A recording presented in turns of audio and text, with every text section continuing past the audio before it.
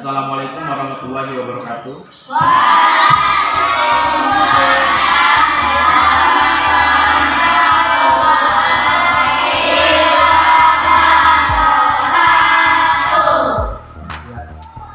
Apa kabar semua?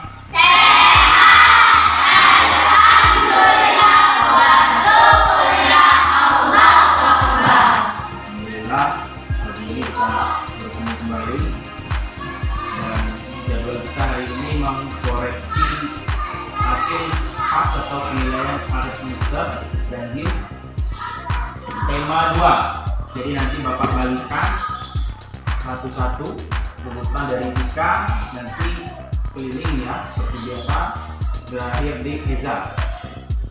Jadi kalau dia ketemu namanya tolong ditukar ya. Jadi ini koreksi punya teman di dalam sendiri. Tika,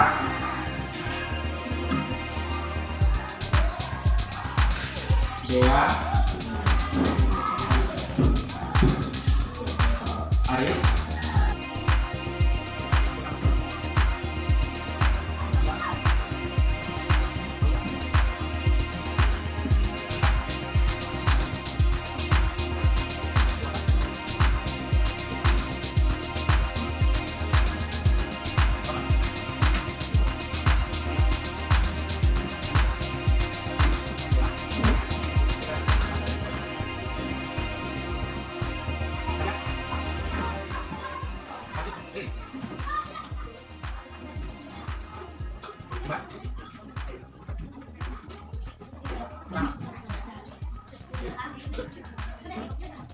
ya, orang apa?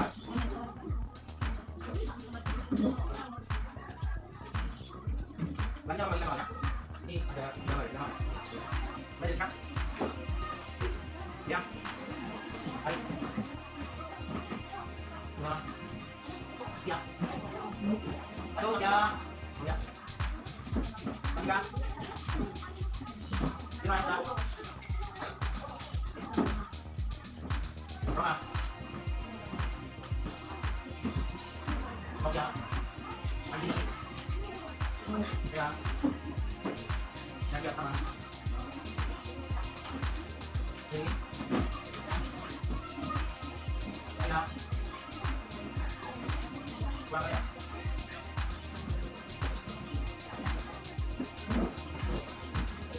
Ya. Kanan.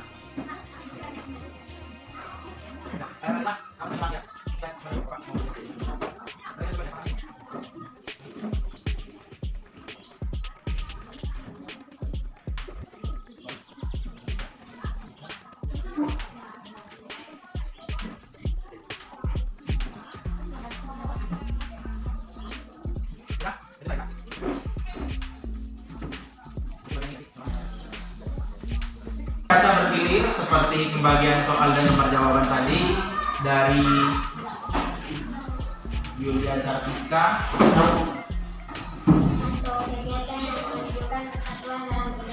Yang lain tolong disimak ya, dibaca soalnya.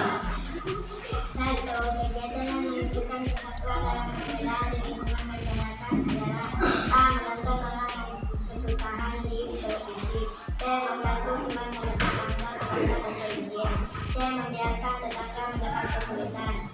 Saya mempersilahkan orang lain beribadah sesuai. Jawaban? Yang menjawab D berapa orang? Yang jawaban yang kalian periksa itu D semua ya. Nah, berarti ya sesuai dengan kunci jawaban bahwa yang menunjukkan persatuan dalam perbedaan di lingkungan masyarakat itu memang kita lihat di sini adalah mempersilahkan orang lain beribadah sesuai agama. Itu menunjukkan bagaimana kita bersikap toleransi kepada orang lain yang berbeda agamanya. Ya, jadi perbedaan tidak menjadikan perpecahan, tetapi menunjukkan bahwa kita ini satu negara, yaitu Indonesia ya. Jadi itu contohnya terlihat di nomor D, poin D ya. Yang jawaban D betulkan. Selanjutnya, Dea baca soal yang kedua. Sikap toleransi untuk mencapai persatuan dalam perbedaan di sekolah adalah A. Bermain bersama saat jam belajar di kelas, B. Mengumpulkan uang saku untuk ditabung di sekolah, C. Membantu teman yang kesulitan memahami materi pelajaran, D. Membantu teman yang kesulitan saat ulangan. B. Jawaban B. Yang jawaban B berapa orang? Selain B, C. Yang berapa? Yang C berapa orang? Ya. Coba kita baca lagi ya. Jadi ada dua jawaban, B dengan C. Kalau kita lihat dari pertanyaannya bahwa yang ditanyakan itu adalah sikap toleransi untuk mencapai persatuan dalam perbedaan di sekolah. Ini lingkupnya di sekolah. Bermain bersama saat jam belajar di kelas itu tidak menunjukkan sikap yang bagus. Bermain bersama itu artinya dia bersatu, tetapi tidak pada tempatnya. Saat jam belajar itu menunjukkan salah pilihan teman. B. Mengumpulkan uang saku untuk ditabung di sekolah. Itu bukan menunjukkan bahwa itu bersatu dengan orang lain ya, persatuan dengan orang lain. Itu tentunya jawaban yang tidak tepat juga. C. Membantu teman yang kesulitan memahami materi pelajaran. Jadi bagaimana sikap toleransi itu adalah kita menunjukkan rasa peduli terhadap orang lain di saat orang lain merasa kesulitan. Jadi ketika Bapak kasih materi, misalnya matematika, ada teman yang saya kok kurang paham di sini ya. Kalau memang kita bisa dan kita tahu, tolong disampaikan atau dibantu temannya untuk memahami saat belajar. Bukan D. Kalau D ini membantu teman yang kesulitan saat ulangan, itu salah. Jadi A dan D itu tempatnya tidak pas. Membantu pada saat ulangan dan bermain saat belajar itu bukan jawaban yang tepat antara B dan C. Tapi kalau B itu bukan menunjukkan sikap toleransi pada orang lain, tetapi itu untuk diri sendiri, mengumpulkan uang saku untuk ditabung ya. Jadi jawaban yang tepat sesuai juga dengan isi jawaban ini nomor 2 adalah C.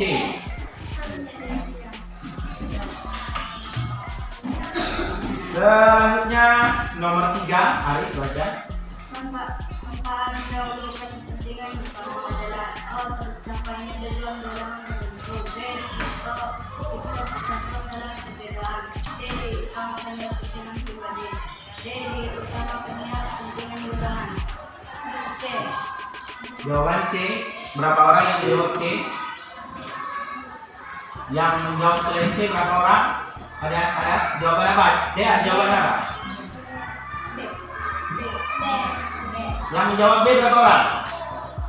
Ya lumayan. Jadi kita lihat dulu dari pertanyaannya. Manfaat mendahulukan kepentingan bersama. Ini kemarin kalau di tema 1 ada contohnya adalah tentang misalnya keluarga si A mau rekreasi, kemudian tetangga ada yang meninggal. Mana yang harus didahulukan? Tentunya adalah melayat terlebih dahulu. Kenapa? Nah, ketika ada tetangga yang kesusahan, kita membantu ini itu segala itu adalah termasuk dari manfaat. Dari pertanyaan nomor 3 pada tema 2 ini ya. Kita lihat. A. Tercapainya tujuan golongan tertentu. B. Tercipta persatuan dalam perbedaan. C. Diutamakannya kepentingan pribadi. D. Diutamakannya kepentingan golongan. Jadi kalau jawaban D, diutamakannya kepentingan golongan itu bukan manfaat. Ya. Kenapa kita mungkin akan salah atau keliru dalam memilih? Ini benar ini. Tercapainya tujuan golongan ini betul. Misalnya jawaban A, tercapai tujuan itu manfaat. Tapi kalau kita lihat secara garis besar, nah dengan adanya kita mendahulukan kepentingan bersama, contohnya kayak gotong royong kemarin itu menunjukkan bahwa ada sikap persatuan dan kesatuan. Artinya kita bisa lihat untuk nomor 4 ini juga jawaban sesuai kunci tercipta persatuan dalam perbedaan. Berbeda-beda keperluan. Si A agak nayo, si B agak rekreasi. Jadi ketika ada perbedaan kepentingan pada saat yang sama, tapi ketika kita mendahulukan kepentingan bersama, itu artinya kita mempunyai rasa persatuan dan kesatuan. Jadi jawaban yang tepat B, tercipta persatuan dalam perbedaan. Ya, lanjut. Di antara contoh gambar dari hasil yang menggambarkan sepeda masyarakat itu adalah gambar O, P, B, C, B, D, O. C. Jawaban C. Berapa orang yang jawab C? Selain C apa? Apa jawabannya? B. Kita lihat pertanyaan. Gambar A itu jalan raya transportasi. Gambar B itu pemukiman desa. Gambar C di situ pengungsian, mengungsi ya. Yang gambar D itu tinggal sekolah. Di antara contoh gambar di atas yang menggambarkan sesuai dengan sila ketiga Persatuan Indonesia tadi ya. Kalau kita lihat dari gambarnya adalah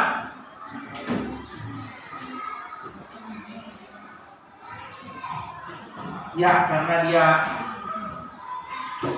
di desa, suasananya ini gambar memang sedikit agak kurang jelas, tapi artinya adalah di situ apa itu gambarnya? Gotong royong ya. Iya, kalau kita perhatikan secara teliti, ini yang gambar D menunjukkan gotong royong. Kalau persatuan dan kesatuan, untuk gambar A transportasi tentu bukan. Gambar C mengungsi itu ketika ada bencana alam itu. Keempat, itu nomor 4 ya. Kemudian, oh ya, jadi 4 ini sekolah ya. D ini gambar sekolah.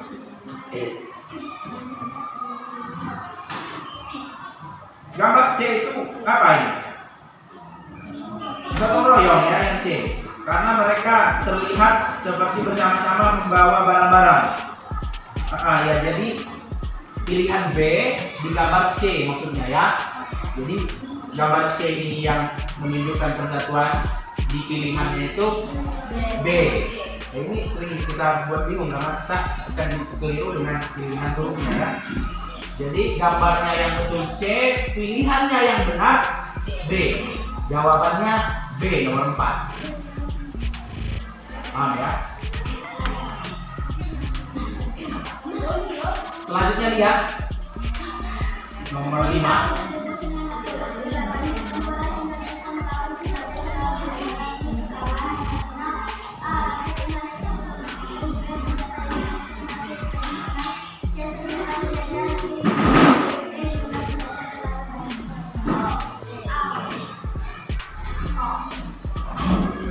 Ya, jadi soalnya sebelum tahun 1928.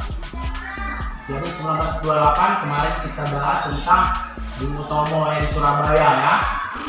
Itu menunjukkan bahwa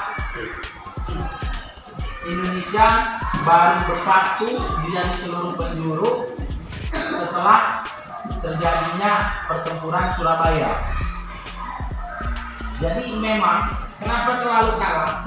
Itulah yang namanya makna dari persatuan dan kesatuan. Ketika rakyat sudah bersatu, maka penjajah bisa dikalahkan. Ya, jadi jawaban yang tepat bukan karena senjata Indonesia masih tradisional, senjata penjajah jumlah itu hanya pendukung, faktor pendukung. Tetapi yang menjadi potensi besar atau faktor terbesarnya adalah rakyat Indonesia perang di Lampung, perang di Aceh, perang di Sumatera Utara. Perangnya belum bersama-sama. Pada saat bersatu, jumlah yang lebih besar daripada penjajah yang datang, maka Indonesia bisa menang. Dari situ mulai partisipasinya kemenangan Indonesia. Maka jawabannya adalah A. Sesuai juga dengan jawaban kunci jawaban. Rakyat Indonesia waktu itu belum bersatu sebelum tahun 1928. Lanjut, Candika.